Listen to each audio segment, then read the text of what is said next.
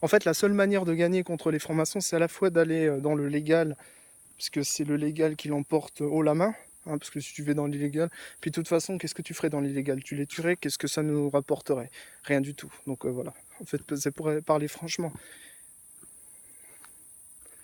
Ce qu'il faut pour les contrer, c'est carrément utiliser leurs armes, comme ça a été fait avec les gilets jaunes, par exemple, inventés par les Illuminati, soi-disant, bah en fait, c'est récupéré d'une manière. Bon, après, je vais être très honnête, c'est aussi récupérer le débat. C'est-à-dire la liberté d'expression qu'on a sur YouTube en ce moment, qu'on n'aura pas tout le temps, il faut l'utiliser. Il faut aller toujours plus loin. Il faut aller toujours plus loin dans le sens de la légalité, bien sûr.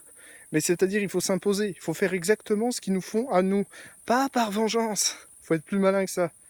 Il faut le faire parce que la, c'est la seule manière de gagner en fait.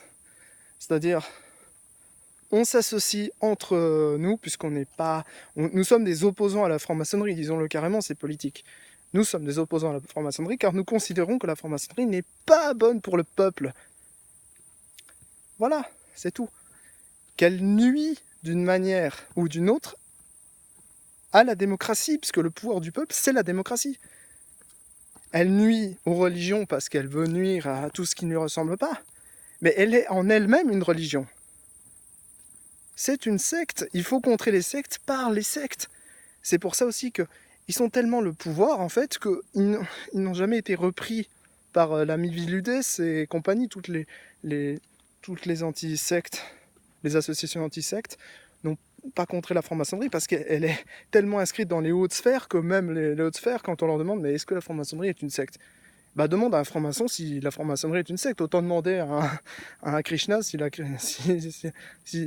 secte de Krishna est une secte. Voilà, c'est autant demander à un chrétien si, bah, tu vois, si Dieu c'est Jésus c'est le meilleur ou pas. Va demander à un musulman si Mohammed c'est pas le prophète par excellence.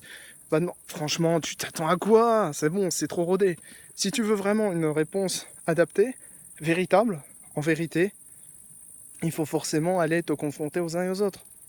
Tu peux pas demander que à des gens dont évidemment l'intérêt est de dire oui, ben, ma secte c'est une religion, c'est la meilleure et tout.